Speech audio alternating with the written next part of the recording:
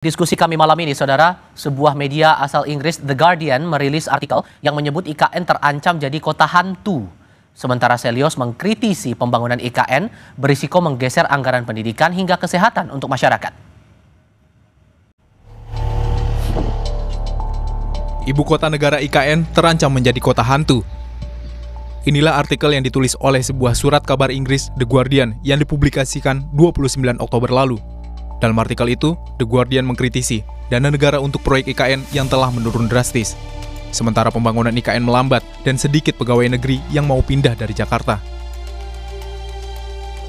Meski demikian, Sekretaris Jenderal Projo Handoko optimis pembangunan IKN jadi ibu kota terlaksana sesuai target. Handoko bilang, IKN yang disebut terancam jadi ibu kota hantu merupakan bagian dari perhatian publik. Udah pernah ke sana belum? Belum pernah ya. Kalau saya bukan soal itu akan jadi kota hantu atau tidak, itu ya harus, ya kalau saya optimis itu akan jadi ibu kota yang bagus, dan itu adalah perintah undang-undang juga, karena kan kita juga sudah sepakat bahwa ibu kota negara itu dipindah ke Nusantara, ke IKN. Jadi kalau ada kekhawatiran, ya saya melihatnya itu sebagai bagian dari perhatian yang harus kita tangkap juga, kita harus pastikan. Tapi kalau saya melihat progres, melihat kondisi di sana, ya saya optimis IKN akan jadi kota yang bagus kok IKN gitu. Keren, udah undang-undang, udah perintahnya begitu, ya harus jalankan juga. Seperti itu. Yakin juga dengan target Pak Prabowo bilang 2028 jadi ibu kota politik itu akan tercapai, yakin? Yakin lah. Di sana kan berbagai infrastruktur dan fasilitas juga udah jadi. Sebelumnya, Presiden Prabowo menetapkan ibu kota Nusantara menjadi ibu kota politik pada tahun 2028 melalui Peraturan Presiden Nomor 79 Tahun 2025 tentang pemutakhiran rencana kerja pemerintah tahun 2025. Perpres itu merinci syarat IKN menjadi ibu kota politik 2028. Pertama, terbangunnya kawasan inti pusat pemerintahan dengan luas mencapai 800 hingga 850 hektar. Selanjutnya, persentase pembangunan gedung atau perkantoran di IKN mencapai 20%, sedangkan persentase pembangunan hunian rumah tangga yang layak, terjangkau, dan berkelanjutan di IKN mencapai 50%. Di sisi lain, Center of Law and Economic Studies menilai pembangunan IKN yang telah masuk tahap 2 dapat lebih membebani anggaran negara. Pembangunan IKN berisiko menggeser anggaran pendidikan, pangan, hingga kesehatan yang seharusnya dinikmati masyarakat. Anggaran tahap 2 turun tajam ya, dari 80 triliun proyeksinya sekarang hanya dialokasikan 48 triliun. Dan tidak ada framing baru dalam pidato politik Pak Prabowo terkait IKN ini sebagai prioritas strategis nasional. Artinya ke depannya Pak Prabowo sepertinya akan membiarkan saja IKN ini menjadi proyek gagal. Dari segi fiskal, menaruh rupiah ke IKN itu juga berarti menggeser alokasi pendidikan, pangan, kesehatan ya, yang seharusnya bisa dinikmati masyarakat. Selyos menilai IKN berisiko memakan anggaran lebih dari 200 triliun rupiah. Akankah warisan Jokowi ini akan berpengaruh dan membebani pemerintahan Presiden Prabowo Subianto saat ini? Tim Liputan, Kompas TV.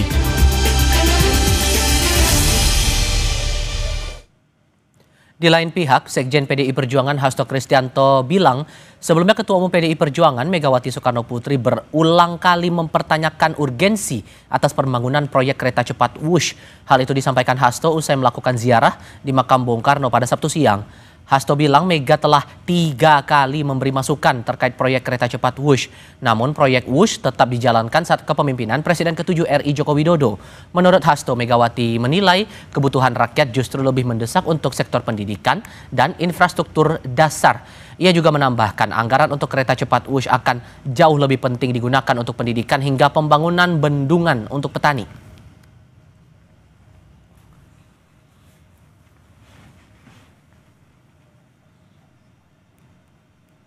Proses penguasaan teknologi termasuk kereta api cepat akan lebih hebat lagi kalau dikerjakan oleh anak bangsa. Termasuk saat itu Ibu Mega mengusulkan daripada kereta api cepat lebih baik untuk membangun double track kereta api. Termasuk misalnya di Sumatera itu kan perlu terobosan transportasi publik. Jadi paradigma transportasi publik bagi kepentingan publik itu jauh lebih dikedepankan. Tapi ketika saat itu Presiden Jokowi mengambil keputusan, ya tentu itu keputusan dari Presiden. Tapi sebagai partai politik kami telah memberikan masukan-masukan bahkan sekitar 3 kali terkait dengan hal tersebut. Kita bahas warisan-warisan Presiden ke-7 RI Joko Widodo seperti IKN dan WUSH, serta posisinya dalam pemerintahan Presiden Prabowo bersama para narasumber. Bergabung saat ini politisi Partai Solidaritas Indonesia Valdo Maldini, bergabung juga bersama kami politisi PDI Perjuangan Ferdinand Hutahean, dan Direktur Eksekutif Trias Politika Strategis Agung Baskoro. Selamat malam semuanya dengan Tifal di sini, apa kabar? Selamat malam, Terima kasih sudah bergabung bersama kami kali ini. Soal WUSH, masih ada tanggungan utang cukup besar. Kemudian ada pandangan narasi Pak Prabowo untuk IKN kelanjutannya ini belum terlalu tegas. Sehingga sesungguhnya Bung Valdo sebagai bagian dari partai pendukung pemerintah saat ini, Pak Prabowo, apakah sebetulnya Pak Prabowo menanggung beban yang berat untuk melanjutkan warisan Pak Jokowi ini? Iya, kami kira langkah Presiden Prabowo ini menunjukkan bahwa gaya kepemimpinan beliau itu solutif. Karena beliau itu nggak menutupi masalah. Tapi kemarin dalam pekan lalu beliau langsung menunjuk tim ekonomi untuk membereskan hutang-hutang tersebut. Jadi ini diselesaikan dengan kepala yang dingin, bukan drama politik. Nah, yang kedua, bicara soal hutang, yang menjadi fokus itu adalah sebenarnya restrukturisasi pembayarannya dan efisiensi. Karena apabila kita menerjemahkannya bahwa bayar hutang dalam arti sempit, itu tidak begitu, tapi restrukturisasi pembiayaan. Jadi hal ini akan membuat beban negara lebih ringan, namun proyeknya tetap hidup dan tetap produktif. Karena kita tahu WUSH sendiri berdasarkan statement dari Ketua Dewan Ekonomi Nasional beberapa hari yang lalu, bahwa telah bisa untuk menutupi OPEX-nya dan dengan mengangkut sekitar 12 juta penumpang. Ini seperti refinancing, Mas, bahwa kita memperbaiki bunga, memperbaiki tenor, sehingga skema bagi hasil antara KCIC, Himbara, dan BUMN-nya itu ada terbagi merata. Dan yang ketiga, konteksnya itu kan proyek infrastruktur itu pasti punya penyesuaian, karena sepengetahuan kami, bahwa semua proyek besar di dunia pasti biasa dengan yang namanya cost adjustment seperti ini. Jepang, Cina, Korea, Eropa, semuanya sama kok. Bedanya di Indonesia memang sekarang lebih transparan, lebih terbuka, lebih ramai nih kita diskusinya. Dan yang nggak kalah jauh lebih penting adalah Pak Prabowo meminta Danantara untuk terlibat. Kenapa? Karena lembaga ini dibentuk baru-baru ini untuk menata ulang kan untuk BUMN, termasuk pembiayaannya, yang strategis terutama. Jadi ini bukan tambal sulam, Mas, tapi ini perbaikan struktur ekonomi jangka panjang. Dan yang nggak kalah jauh lebih penting adalah keterlibatan Menko Perekonomian dan Menkyu yang menjadi jangkar. Baik. Karena dipastikan untuk menjaga skema pembiayaannya itu memang sesuai dengan kemampuan negara kita. Kira-kira itu. Bang Ferdinand, kalau Anda melihatnya dari PDI Perjuangan, ini nuansa kebatinannya Pak Prabowo harus menanggung beban yang cukup beratkah untuk melanjutkan proyek peninggalan Pak Jokowi, IKN dan WUSH ini? Ya, jadi kalau kita melihat sekarang memang realitanya Pak Prabowo kan harus kita akui sedang pusing juga untuk menyelesaikan beban-beban masa lalu, dan kita bisa melihat sekarang bagaimana Pak Prabowo harus melakukan efisiensi di APBN yang cukup meresahkan juga ke banyak daerah karena harus terjadi pemotongan transfer ke daerah. Ini adalah salah satu bukti bagaimana beban berat itu telah berada di pundak Pak Prabowo dan menyelesaikannya tidak mudah, karena memang di zaman Pak Jokowi kita jor-joran utang ya, ugal-ugalan, bahkan itu sudah terlihat over, dan sekarang beban itu banyak sekali ditinggalkan oleh Pak Jokowi. Kalau kita lihat dua hal, yang pertama soal WUSH dan IKN itu adalah beban yang sangat berat. Soal WUSH saja, ini jangan dilihat bahwa ketika restrukturisasi sudah terjadi, persoalan sudah selesai. Tidak demikian, karena restrukturisasi sampai 60 tahun pun tampaknya hutang ini tidak akan lunas. Karena kita masih berkutat pada capaian kinerja dari kereta cepat ini yang belum memenuhi ke operasionalnya sehari-hari. Kalaupun Pak Luhut, Ketua DEN, mengatakan sudah operasional sehari-hari sudah cukup, itu kan baru pernyataan sepihak, belum berdasarkan hasil audit yang betul-betul menunjukkan bahwa memang operasionalnya telah tertutupi dari hasil penjualan tiket. Sampai sekarang ini kan semua masih statement-statement. Makanya kita melihat bahwa ini akan menjadi pekerjaan berat bagi Pak Prabowo dan timnya menyelesaikan ini, karena apabila tidak dibereskan ini kan akan menjadi beban terus, dan kemungkinan kita akan terus tertekan APBN-nya setiap tahun. Ini akan jadi bumerang nggak menurut Anda, Mas Agung, bahwa proyek yang dijalankan oleh Pak Prabowo saat ini diteruskan dari sebelumnya Pak Jokowi? Dua hal, ini masalahnya cukup serius, hubungannya soal anggaran. Ini akan jadi bumerang nggak menurut Anda, Mas Agung? Iya, kalau tidak dikelola dengan baik dan transparan bisa jadi bumerang politik bagi Presiden Prabowo ya. Karena kita tahu ini bagian dari paket utuh keberlanjutan, Mas Tifal ya. Jadi ada hal-hal positif soal transisi yang bagus, stabilitas, tapi juga ada ekses-ekses. Sebagaimana ya sebelum-sebelumnya, misalkan Ibu Mega meninggalkan apa, Pak SBY meninggalkan apa. Yang dilanjutkan Pak SBY, dilanjutkan Pak Jokowi, nah sekarang Pak Prabowo. Masing-masing pemerintahan itu ada plus minusnya. Nah di sini plus minusnya itu ya seringkali soal utang, ya kemudian soal efisiensi kebijakan, ya soal-soal apa namanya infrastruktur yang menyedot anggaran mungkin juga kurang praksis macam itu. Jadi di sini perlu keterlibatan para pihak lainnya, misalnya seperti PDIP. Saya berharap PDIP misalkan bisa mendorong lebih produktif bagaimana KPK lebih muncul, kemudian DPR bisa lebih hadir fungsi-fungsi pengawasan yang misalkan lewat Pansus, Panja. Sehingga apa? Sehingga arah diskusinya itu lebih produktif. Seperti itu. Dan Pak Prabowo saya kira menanti juga apa gebrakan PDIP sebagai mitra kritis. Ya, bagaimana PDIP bisa menyingkap temuan-temuan yang memang ada dugaan penggelembungan, ada dugaan markup di sana. Itu harus memang terus diorkestrasi supaya publik semakin paham dan utuh melihat permasalahan ini. Begitu, Mas Steve. Tadi di awal Bung Faldo udah nyinggung masalah WUSH. Ini sekarang nyinggung IKN. Bahkan The Guardian ngomong bahwa IKN ini sebagai kota hantu. Walaupun kemudian dari aturan yang dikeluarkan Presiden bahwa IKN akan jadi ibu kota politik 2028, tapi sampai saat ini Pak Prabowo belum juga kunjung mendatangi IKN atau menjadikan IKN sebagai kantornya, itu apakah memang sebetulnya ada beban yang ditanggung Pak Prabowo secara kebatinan, Bang Faldo? Iya, sebenarnya sih pemerintah hari ini kan kita yang menarik ya, Mas Tifal ya, adalah keberanian untuk buka buku. Dulu itu kan proyek itu banyak disembunyikan tuh defisitnya, Mas. Tapi sekarang itu semuanya terbuka, bahkan diberesin bareng-bareng gitu. Saya kira ini gaya baru. Dalam konteks ini, kita itu kalau dari teman-teman yang mau menyerang proyek atau infrastruktur pembangunan itu, tolong datanya itu jangan setengah-setengah. Memang ada beban finansial di WUS, ada beban finansial di IKN gitu. Tapi kan mereka juga punya aset. Dalam konteks WUS itu mereka punya arus penumpang. Ada economic value-nya di situ. Ada nilai ekonominya di situ. Yang bahaya itu kan bukan proyek yang besar, Mas. Tapi kalau negara itu diam tapi nggak berani beresin. Nah, adanya tim keuangan yang dibentuk oleh Pak Prabowo dalam ratas terbaru, ada Menko Perekonomian dan Menteri Keuangan, kami kira, itu bagaimana caranya aset-aset yang produktif ini masuk ke neraca nasional itu sebagai investment, bukan liability. Nah, jadi Pak Prabowo itu tidak mewarisi masalah gitu, tapi beliau sedang menyelesaikan pekerjaan rumah yang memang dibutuhkan oleh bangsa ini. Bukannya kita mau nyalain masa lalu, Mas, karena ini akan selalu terjadi kan, Mas Tifal. Kalau seandainya ini tetap kita ulang polanya, tapi memastikan ke depannya itu tetap berjalan dengan lebih efisien. Dan yang Pak Prabowo lakukan bukan hanya sekedar membayar hutang gitu, tapi struktur ekonominya diperbaiki. Jadi biar nanti ini bisa tetap berjalan, termasuk IKN, termasuk WUS. Nanti mungkin habis ini teman-teman lari mengejar soal bandara misalnya kan. Ini kan soal proyek-proyek yang dikejar nih. Habis itu mungkin ngejar lagi stadion, ngejar lagi bendungan gitu. Tapi kami pastikan bahwa semua struktur ekonominya itu pasti telah masuk ke dalam financial feasibility study sebelumnya gitu. Jadi mari kita lihat ini sebagai sebuah keberlanjutan pembangunan. Karena membangun nggak kayak membalik telapak tangan, Mas Tifal. Kami kira begitu. Buat PDIP, Bang Ferdinand, apakah keberadaan Pak Prabowo ngantor langsung di IKN menjadi jawaban bahwa ada komitmen dari pemerintah saat ini untuk mengembangkan IKN ini? Pertanyaan saya, memangnya Pak Prabowo akan ngantor di IKN?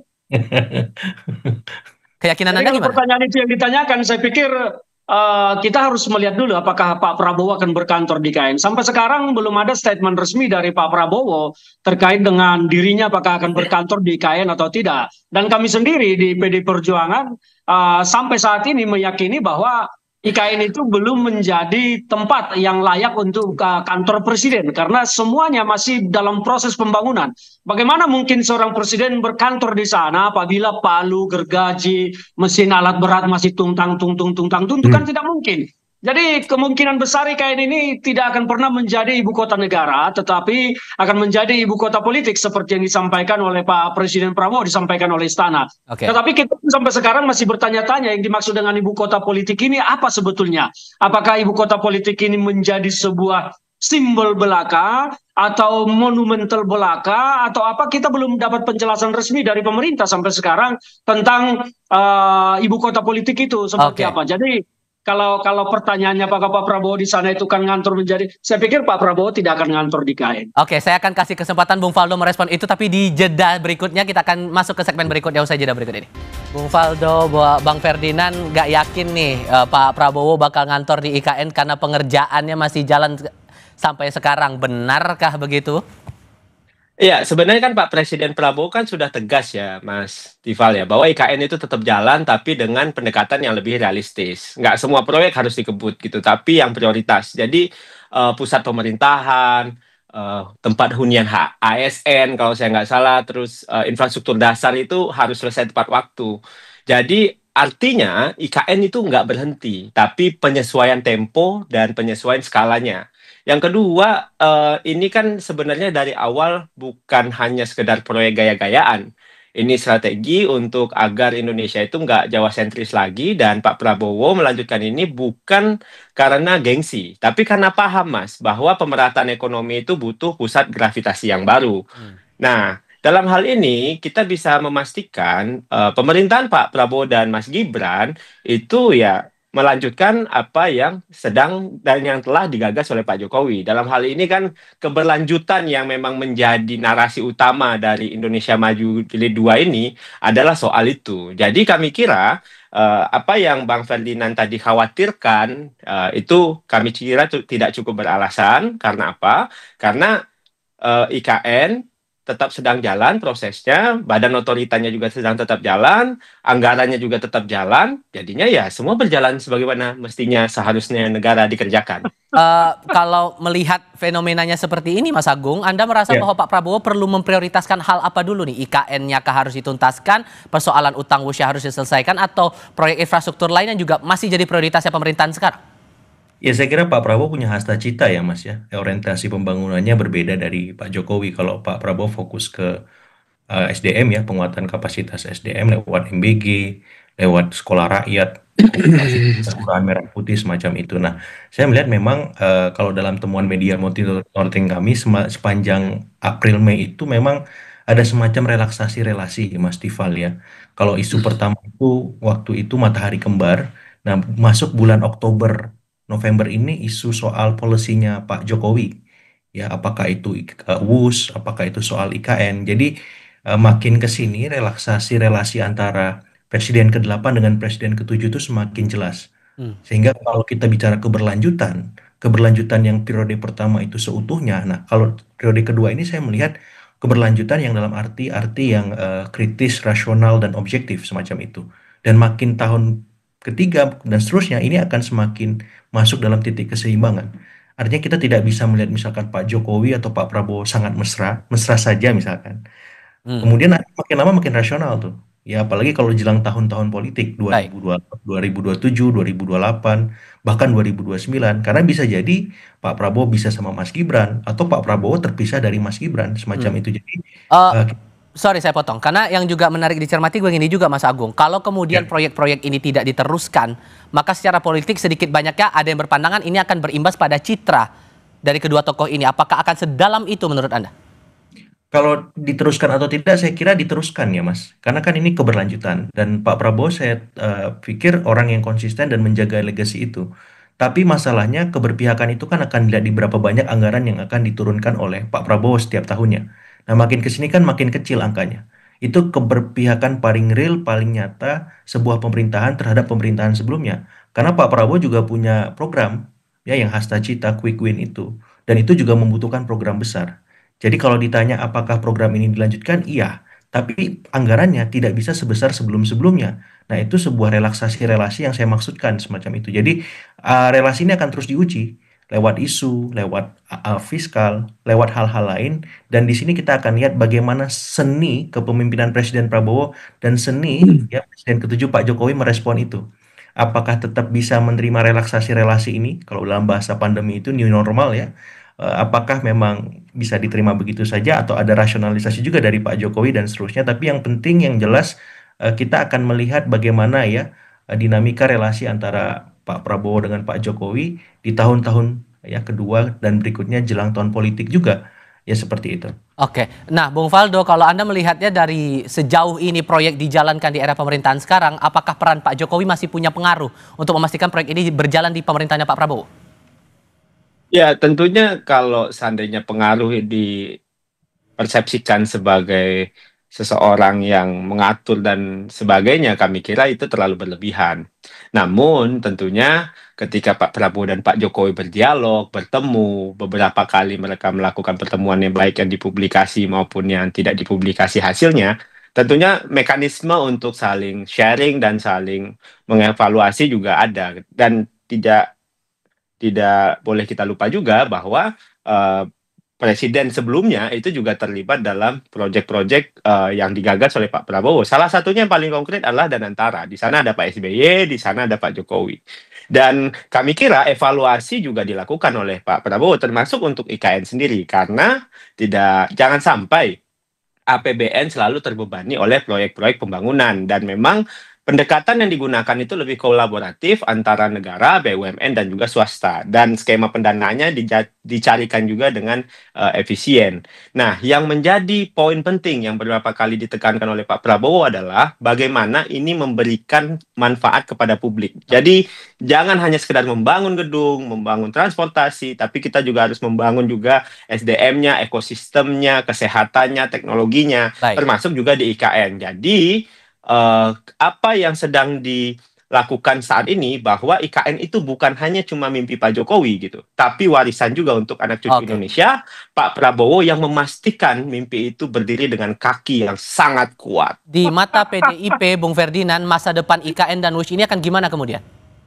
Ya, kita punya kalkulasi sendiri ya. Kita melihat bahwa Pak Prabowo tentu punya kalkulasi perhitungan dalam kepentingan politiknya dan keuntungan politiknya. IKN ini sekarang menjadi beban kepada Pak Prabowo, maka dilaksanakan dengan sangat rasional dan sangat perhitungan yang sangat matang. Karena bagi beliau, IKN ini sukses tidak akan membawa keuntungan politik bagi Gerindra maupun bagi Pak Prabowo sendiri. Tetapi yang untung secara politik nanti di sini adalah Pak Jokowi. Pak Jokowi ya tentu kalau untung secara politik akan mengalir ke PSI karena beliau sekarang di PSI. Maka saya berpikir bahwa Pak Prabowo akan melaksanakan IKN itu dengan ala kadarnya saja. Kalau kita lihat kekuatannya mungkin hanya sebatas 10% dari apa yang dilakukan oleh Pak Jokowi. Jadi jangan berharap kalau IKN itu akan selesai 2034. Nah, kita tidak melihat itu. Termasuk WUSH ini akan menjadi beban panjang. Karena restrukturisasi ini kan 60 tahun baru bicara tentang pokoknya saja itu sudah harus dicicil 2 triliun. Karena hutangnya hampir 120 triliun. Belum lagi bunganya 2% setahun.